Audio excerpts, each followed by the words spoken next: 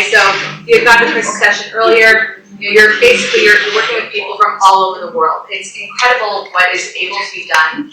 But I also feel I want to give you a little brief background about me, who I am. Here, while we do that, let's get the sponsor slides up. So I'm actually born and raised in New York. I like to say that New York chewed me up and spat me out, lovingly, because I'm a different breed of person. Okay, like I was always like too emotional. Jenna, you gotta get thicker skin, you gotta toughen up. Well, the second I moved out of New York, turns out that my greatest character flaw was actually my biggest superpower. And it allowed me to connect with other people, to create relationships. I understand what you're trying to accomplish. I understand where you're coming from. And that kind of translated into my work life and translated into leadership roles. I think it was 2018, I was a director for European Wax Center. I started here in Austin in South Park Meadows. And a franchise owner came up to me and said, Jenna, how did you turn that place around? We used to call it South Park Ghetto. And now it's one of the top performing stores in Austin. And my answer to her was, I invest in my people. Okay, I had somebody who couldn't sell product. She was too afraid. So I said, hey, fun fact, I'm a salesperson. You don't have to be. Do you think you could do one thing and just point to whatever product you use to fill the person's eyebrows today? I'll take it from there. Right? Well, she became one of the top product sellers and eventually left me and went to a different European wax center that was close to her house. And I was left with a letter telling me how I saw the potential in her when nobody else did, and a mug that said I wasn't trying to be the world's best boss, but here I am absolutely crushing it. The whole point of me telling you all of this is not to toot my own horn. It's about taking that concept and applying it to your business, applying it to your work life, applying it to everything in life. Okay, so here's today's agenda. Okay, we're going to do a quick introduction, icebreaker, and a very brief overview. We're going to be looking at some AI tools in business and this ever-evolving role of virtual assistants. I will say I am not an AI technology expert. I am an integration expert. Okay, so if you have like 1,000,001 questions on AI technology, that's the guy to ask, not me, but I will help you figure out how to make the things talk to each other and do the work. We'll have some, I'm going to show you like the differences between just having the VA do it, just having AI do it, and then the synergy and how much more it increases the outcomes, your end product. We're going to look at some real life stories. I'm going to give you a visual, because I'm also a visual learner. And then we're going to do some final takeaways. All right, so this kind of starts why I wanted you to be next to people. So our icebreaker question is, what is one task or multiple tasks in your business that you would love to never do again? If you have a tablet, if you have a phone, I want you to open it up and go to ChatGPT. Okay, you don't have to do it. I'm not going to, strong arm you. But go to ChatGPT and type in my business, I don't like to. Okay, because a lot of times people say to me, I have no idea where to start. I would love to hire a VA, but I just don't know if I have enough to give somebody to do every day for 4 hours a day or whatever. So I was talking to Elena June before, and I was telling them, don't jump into hiring a virtual assistant until you have a game plan. Start by, downloading Trello, notes, anything like that. And start by making a list. Every time you're doing something that kills your joy, put it on the list, right? After X amount of time, you're going to have a whole list of things that others can do for you. So go to ChatGPT, type in my business, I don't like to. Second part, list all the tasks that kill your joy. And then the last part of it is, we're going to write, out of these tasks, what would an offshore virtual assistant be able to do, and specifically how? And then press go. Start there.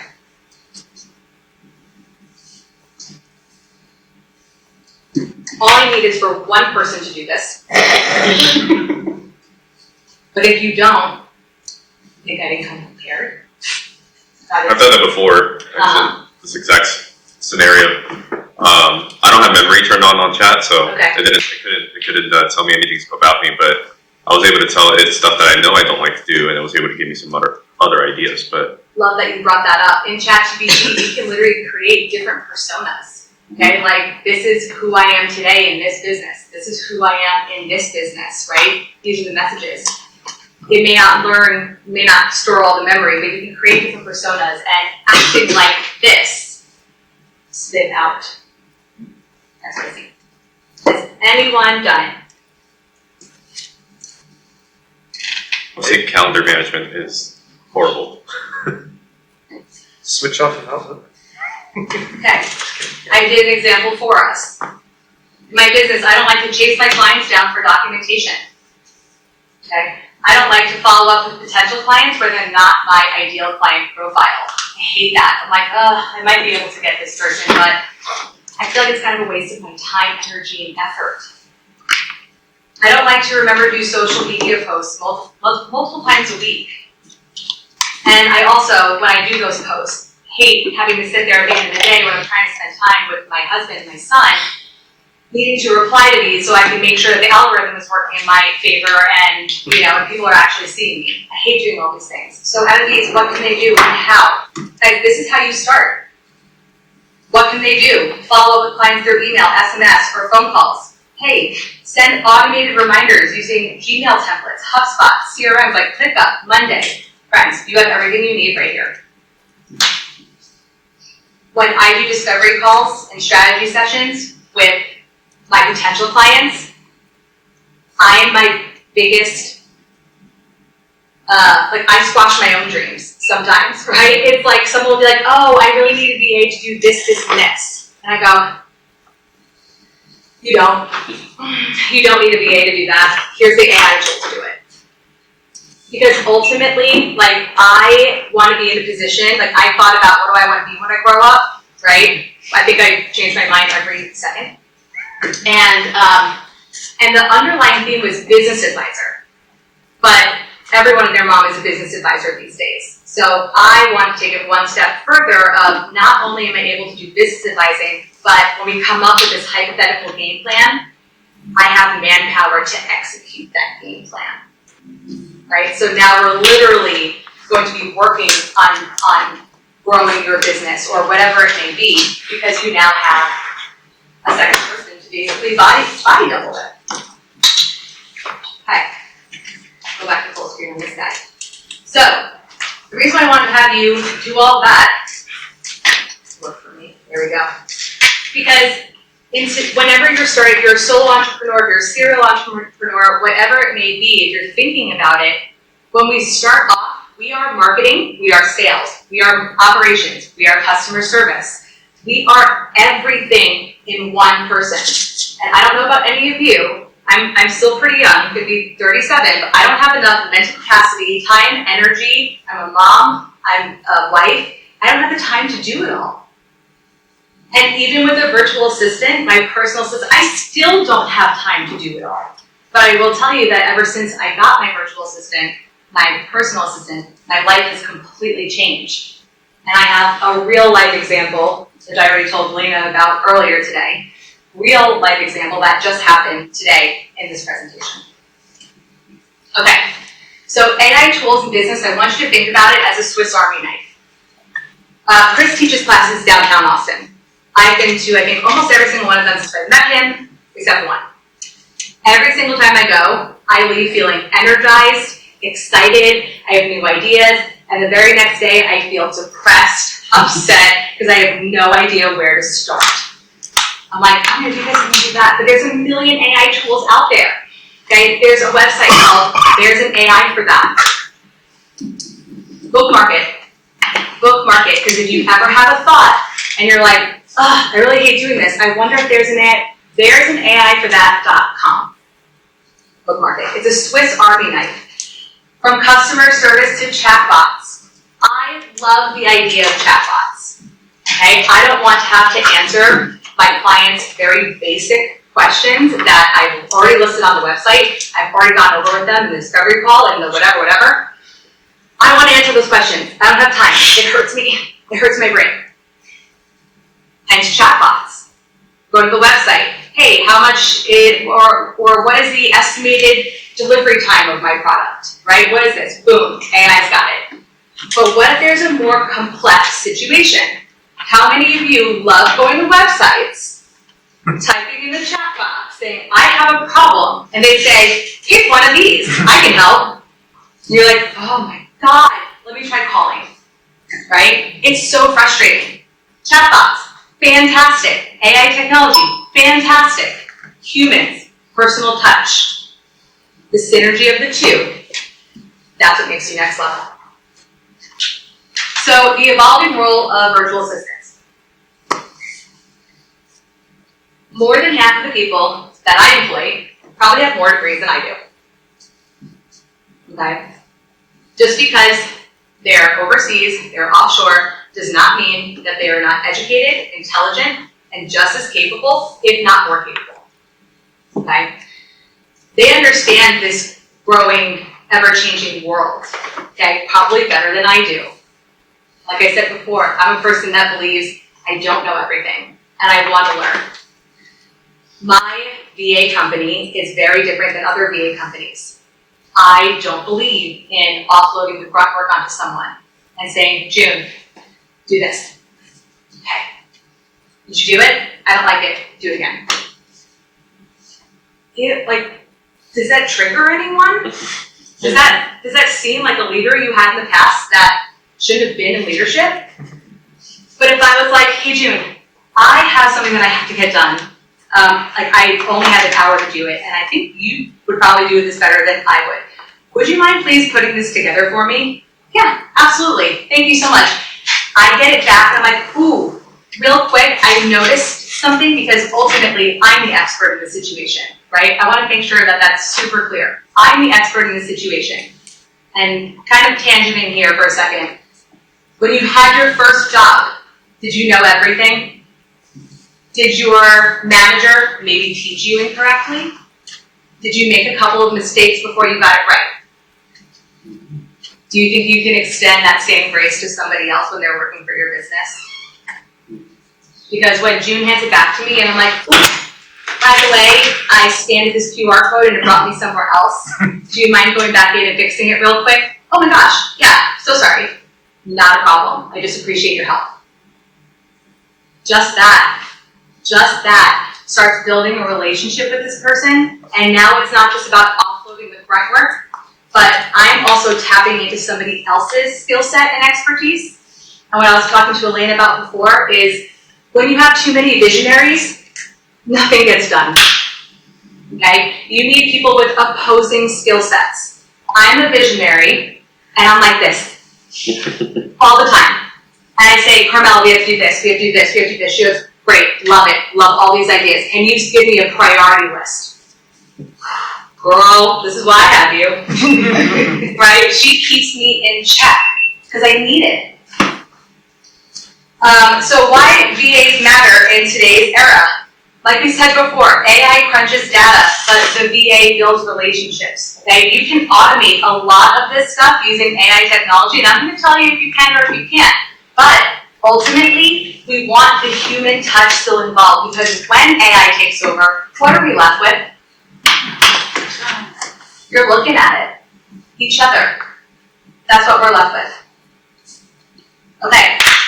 So, why VAs alone aren't enough? Time constraints. I'm going to bring it back to, do you have time to do everything in the day? Because I certainly don't. And neither does my VA. Carmela just had a baby a couple of weeks ago. Her response to me was, Jenna, don't worry about it. 3 days, I'll be right back. First one? No, 6th one. Okay. So not naivety. I'm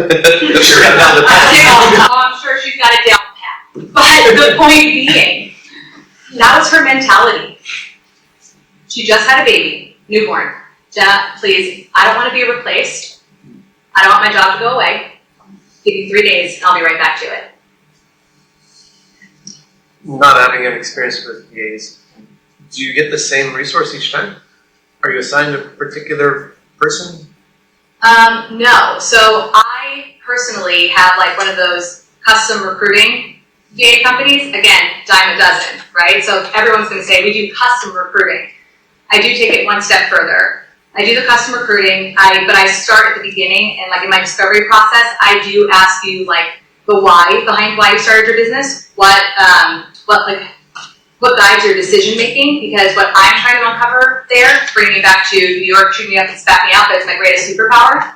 I'm trying to figure out how you tick. I'm trying to figure out your likes, your dislikes. Are you a micromanager? Are you a delegator? Are you like whatever it is? Then I go out to the VA world, find people that check the most amount of boxes, and then I have you interview them. Because what I'm looking for is the magic. What do I mean by the magic? I mean, I say to the VA, tell us about your past work experience and a little bit about your hobbies. So when they mention, and I hiked X, Y, and Z mountains, and then you go, oh my gosh, I love hiking. And then they're like, oh, I'm into this type of hiking gear, so am I. And I'm just sitting there like, I'm a matchmaking service. I'm a matchmaking service. But why is that important? Well, this person's gonna understand you. Social media content. No one can see my vision the way I do. But if you have someone that you've built a relationship with, they start to understand you. They might be a better extension of you, your business, your brand, your tone, and that onboarding and that integration is now lessened. And I actually turned away business. I just officially launched end of April, by the way, and I am in no position to turn away business, but I turned it away because someone literally said to me, and everyone, excuse my French, not that, but Jenna, I'm just super confused. Why are we interviewing these people? Don't we pay you to sit through the bullshit? Yes, you do. And that's why I'm not the right company for you. Because they wanted to offload the grunt work onto somebody else and never think about it again. And you should be involved in your business. Skill gaps. I'll just leave it at, I don't know everything. Neither does my VA. But, I've had instances before where someone said, I absolutely need to have somebody that understands Zoho, the CRM, right? And I brought them 3 or 4 candidates. Spoiler alert, they went with the one person that didn't know Zoho. Because they checked so many other boxes, and guess what? There's an academy for Zoho. There's Trailblazer for Salesforce. There's HubSpot Academy. There's Make Academy. You can learn it. You can learn these things, but I want to bring you back to like, how much are you worth per hour? Do you want to learn it? Do you have time to learn it? I tried Make.com. I tried Make Academy. I got through the first module. I was like, I have too much to do. I have to figure it out. I have too much to do. I don't want to have to learn everything. Skill gaps. That's why VAs are not enough. Scalability limits. It all kind of comes down to the same thing, right? Once I have more and more clients, it's hard for me, like I need more manpower now. I need more manpower to take care of that. Or we automate with AI and then just have our VA overseeing. In the complete opposite respect, where AI alone falls short. The lack of intuition and creativity. I went to Innotech this year and panel of people, it was so amazing. They said, AI is going to take over everything that humans don't want to do. And I really want you to think about that sentence. Don't want to do. I think like the majority of the things I do, even if it brings me joy, I don't really want to do it. I want to travel. I want to dance. That's really what I want to do. So when he said that, everyone, all super afraid, right? But he said that once it takes over, it's going to leave humans to do the one thing that truly only humans can do, which is be creative. And then he said, that liberal arts degree that everybody makes fun of that says it's worth nothing, is going to be the most valuable degree in the future. I think that's super cool. It's food for thought. The absence of emotional intelligence, again, chatbot, over and over and over, versus if you get somebody on the other side of the phone and they are understanding and their tone with you is warm and motherly or whatever it may be, right? So these combinations. And then decision making in unstructured situations. Things are not always black and white. And truthfully, AI only knows what it is taught. There is something called RAG, which is Retrieval Augmented Generation. Thank you. And that basically means feeding back-end data into an AI tool so that it will perform the way you want it to, right? Because they don't know Jenna. AI doesn't know me. AI hasn't had my experiences. And so how would it be able to talk as if it were me without knowing that information? It can't. So you can backload that AI data by creating personas, by talking to Pi. If you guys haven't, again, Chris is like my favorite person, by the way. PI, like 3.14, right? It's a app. Download it on your phone. Start talking to it. Just talk to it. Your mind will be blown. Okay? Okay. So combining these strengths now. This is what this looks like. These are some of the examples I'm talking about. Again, I want to make mention I'm not an AI pro. So AI tools like Google Analytics or Tableau. Now I know a lot of you are in the product world. I am not so much, but I'm sure that there are reports. I mean, everything in business is about gathering the data, figuring out what's working, what's not, and shifting, right? Anything. I think I can apply that principle to management, products, sales, right? So you're going to use AI technology to gather that data and to summarize that data. But I'm pretty sure only a human, you, your VA, your team, knows what's important in that result. This is what we have to work on. This is what's working. This is our biggest seller, but we're trying to push more of this. So if we want to push more of this, what complements this product to get sales up?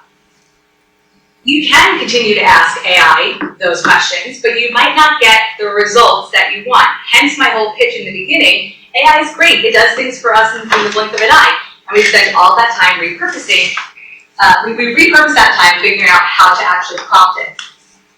So when you have the AI, crunching the data, generating the reports, the VA can then interpret the data, make those actionable items. I want you to think of it as like the CEO of a company. You have the COO, the CMO, the CFO that only bring the information that's necessary to the CEO, right? That's the point of the VA. Get me the numbers, tell me why it's important, bring it to me. You shouldn't have to be in your business, but rather working on your business. Automating task management, tools like Zapier, ClickUp. I've been in ClickUp before. Make.com, a lot of these are going to automate some of those processes for you. And again, it could be a very, very big learning curve. So how much are you worth per hour? Dial it back. Is the time that you're spending on learning how to do this stuff, how much you are worth per hour? You're just spinning your wheels and wasting time and money. It's Dan, oh gosh, can't remember the name of the guy. But everybody knows who it is, probably, when I say Corbett. Who is it? Is he local? Wait, what's he known for? He wrote a book, and I know, listen, you can't put me up in the front of the class and expect me to do all the things, Martell, Dan Martell.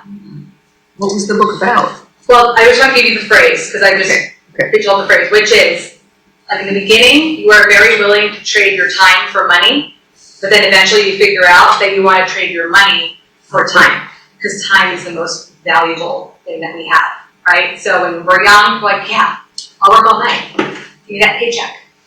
As we get older, it's, I'm not learning how to fix that plumbing system. We pay the plumber so I can go do the thing, right? What's the trade-off? Everybody makes decisions in their business on their next big purchase. You just have to figure out what's right for you. Okay, I think we might be, we're getting close on time. But, so what I really want to do, again, the workshopping thing, I want you guys to be able to discuss. So how do you think now with that information that we can use AI and DAs in customer service roles? But I actually really wanted you to think more specifically about you and your businesses. But customer service, lead generation, project management, and content creation. Do I have any volunteers who've maybe already used AI or have an idea based on what I already said of how they would go about one of these? I use ChatGPT all the time. It's very easy. You pop it open and very conversationally give it prompts. And I'll ask it something like, I've got this idea. I want to I say, I'm speaking to a reluctant customer who is da-da-da-da. How do I tell them about the benefits of blah, blah, blah, blah? And it'll come back with some very nicely formatted good thing. It's pretty good verbatim a lot of times. How could you now incorporate a VA into that? Virtual assistant. That's why I didn't raise my hand on that question. It sounds like, so I have a very reluctant client, right? It sounds like you're trying to convince somebody that you are the right fit, right? I would argue you could even take everything a step further, maybe have your virtual assistant go out and do competitor analysis, right? Like, we're reluctant on this because, well, have them go out, take a look at your competitors, and make a pros and cons chart or a side-by-side, right? Now, because I know that you're reluctant to just like sign up with me, let me show you the other options that are out there, right? Have the VA go out and do some competitor analysis, make a one-pager for me, and then ChatGPT is probably going to tell you how to approach the situation, the points that you should hit, but now you've got like this extra slap of like, I'm the expert. That's what you should do with me, over my competitor. That was great, thank you. You guys kind of just read this. It's just different case studies. And again, I want to make sure that we get to some other fun things. But these are just some real world experiences. I actually have not personally used Jasper. I was telling Chris before, I personally have not used Jasper AI. That was actually something that ChatGPT came up with. Okay.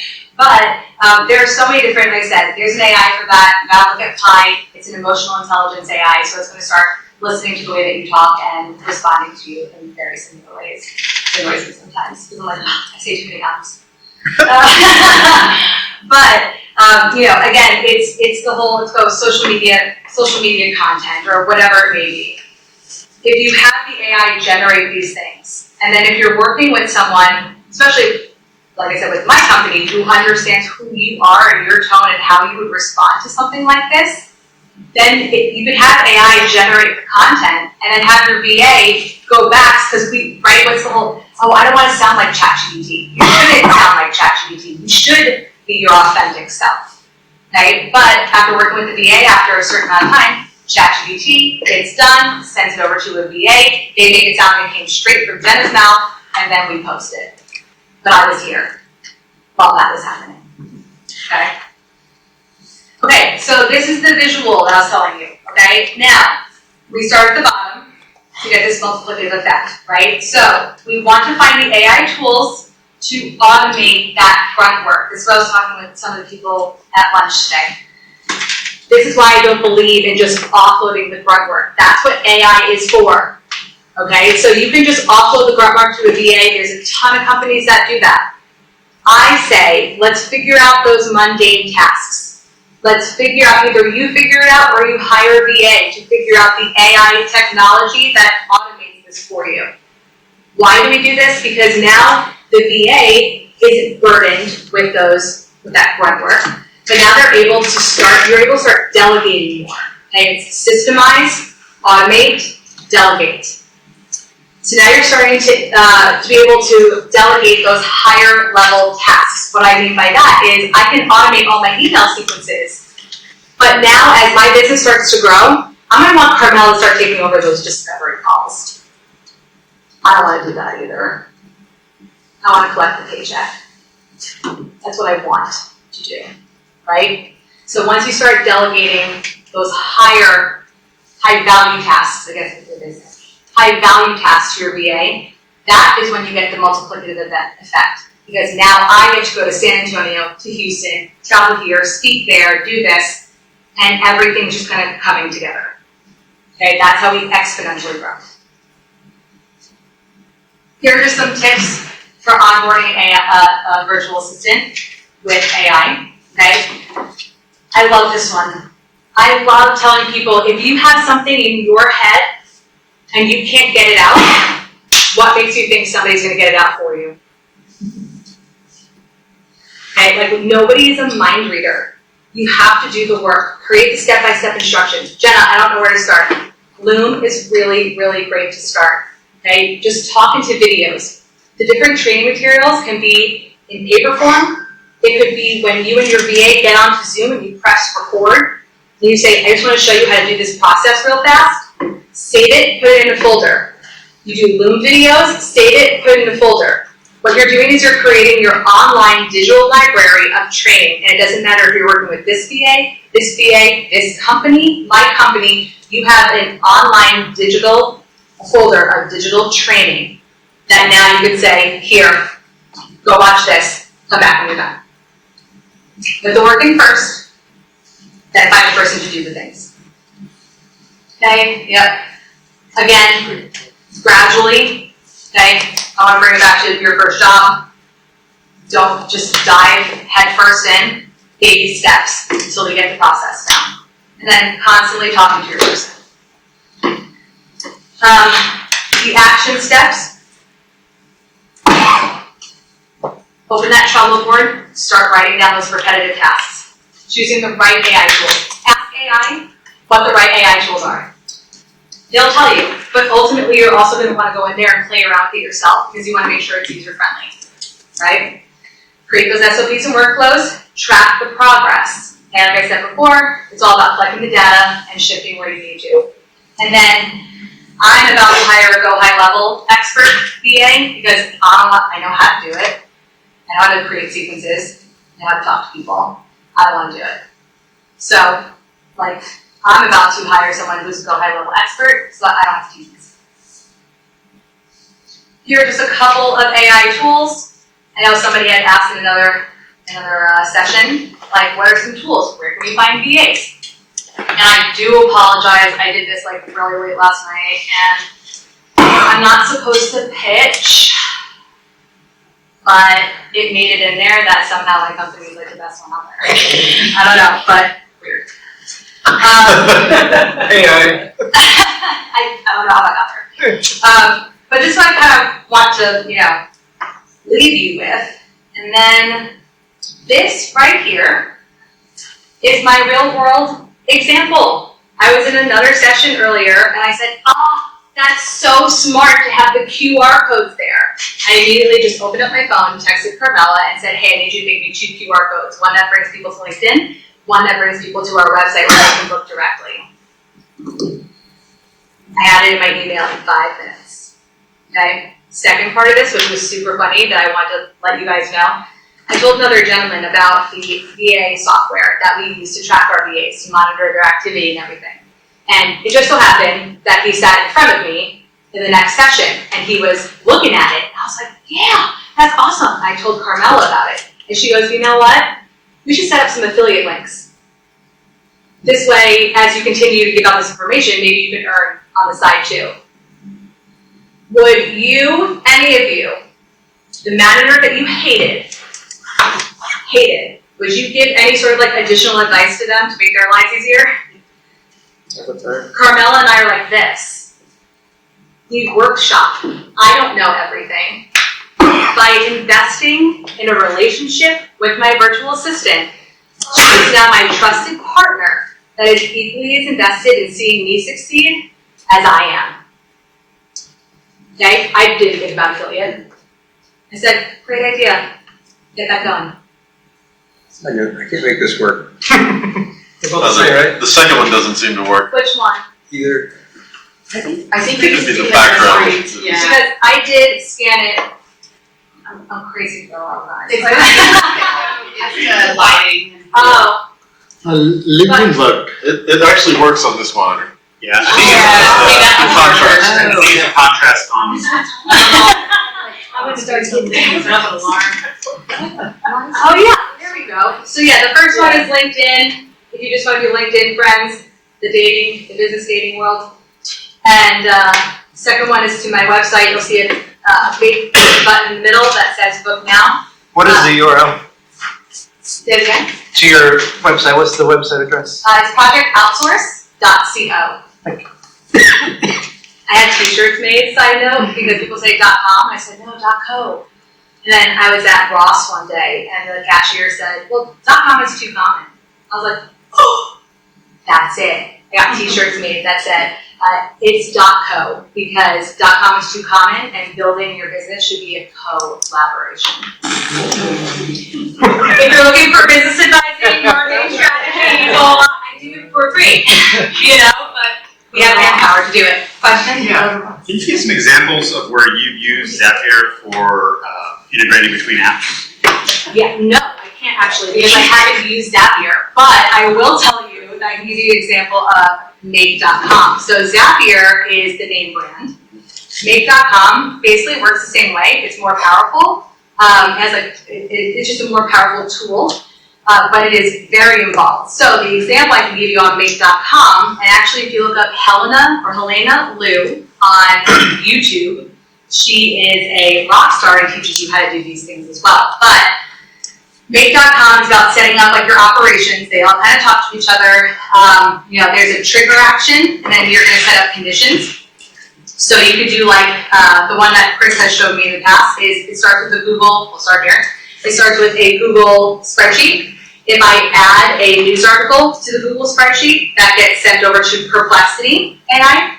Perplexity will summarize that article and cite its sources, which then gets sent over to like this router that will send it to, let's say Claude, to write a post out, which will take Claude's post and send it to ChatGPT's DALL-E, which is an image creator, caption, image, which then posts to Facebook. This one goes to Claude, to DALL-E, posts to Instagram. Make Academy, Make is super powerful and you can literally automate all these. It is very complex. You have your conditions, meaning and, or, right? So a lot of people are like, I want to talk to this person if their business makes over 1 million a year, and they're this, and they're this. And if that person gets through all 3 filters, they're probably your ICP, right? But maybe you have a different product. You're like, this could work for this person or this person. If it makes it through the filter, reach out. So that's one way. Zapier works similarly, where you set up the automation and you have those like modules that you plug in, but I haven't personally used Zapier before. Good. Do I have any other questions? Well, guys, thank you so much for coming. I appreciate it.